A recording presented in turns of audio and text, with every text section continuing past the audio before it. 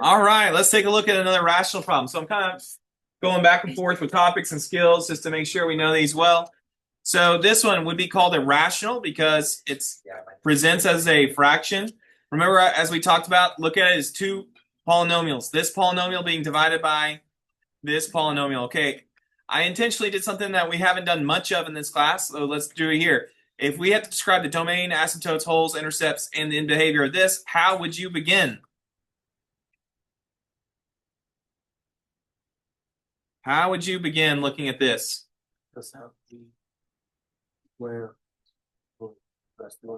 Okay, so I'm here to cross this out there and to cross out just the square there. So this is tricky. It looks like a hole here, but it looks like a vertical asymptote here. Which one trumps? Which one wins out? Vertical asymptote. So this is not going to be a hole. It's going to be a vertical asymptote.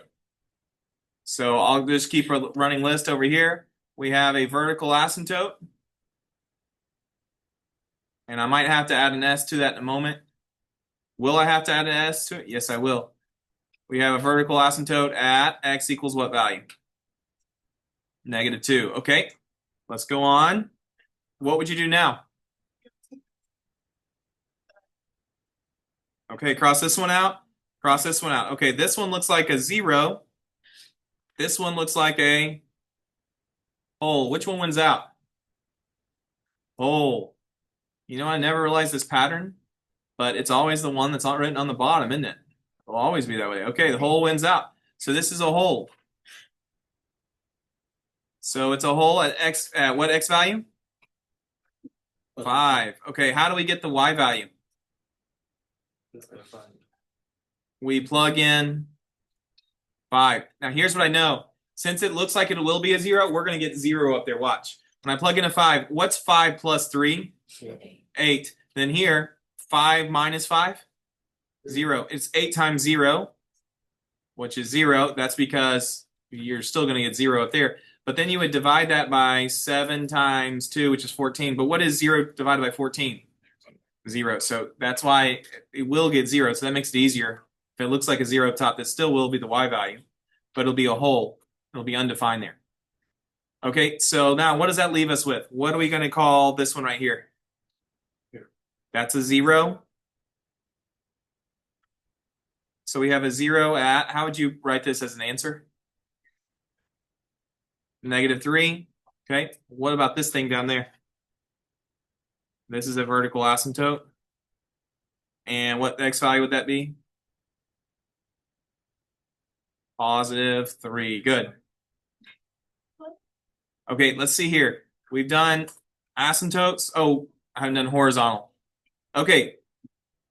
What's our degree of, it's hard to tell here. What was the original degree here? I had 1, 2, 3, because there was 2 of them. 4. 1, 2, 3, and 4. The degree originally was 4 and 4. So which rule would it follow? Eats DC. And if it's eats DC, that means you have a horizontal asymptote.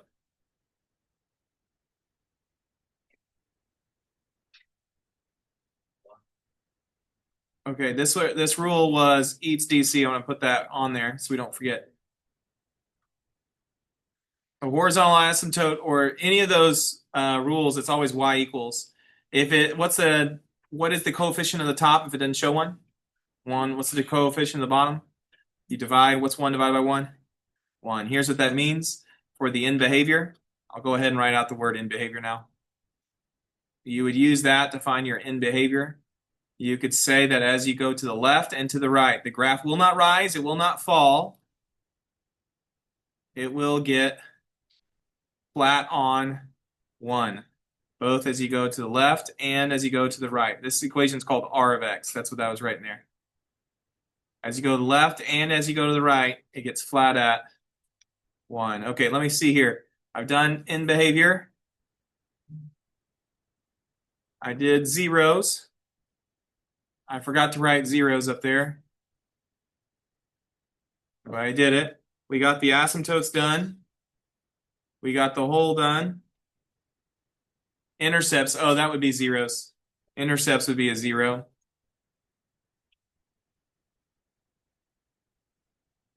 Okay, the only thing that left is the domain. Remember, the domain is all reals except for where you're undefined.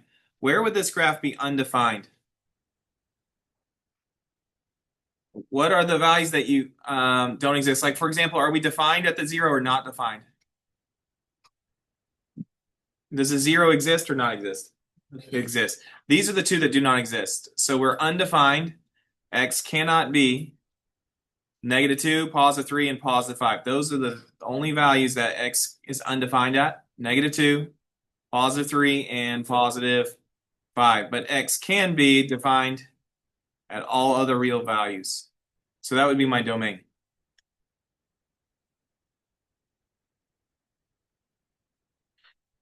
I did not find the y-intercept. You could multiply out their constants. I didn't find that, so I wanted to throw that on real quick. I don't know what color I haven't used yet. I'll do this. I'll do it here. The y-intercept. What you do is you plug in 0 for x. So basically, you just ignore all of the x's, and you can use this simplified. What's 3 times -5? -15 over what is 2 times -3? -6, which is equal to, that reduces. -3 goes into both numbers. 5 over 2. That's my y-intercept. Questions over that?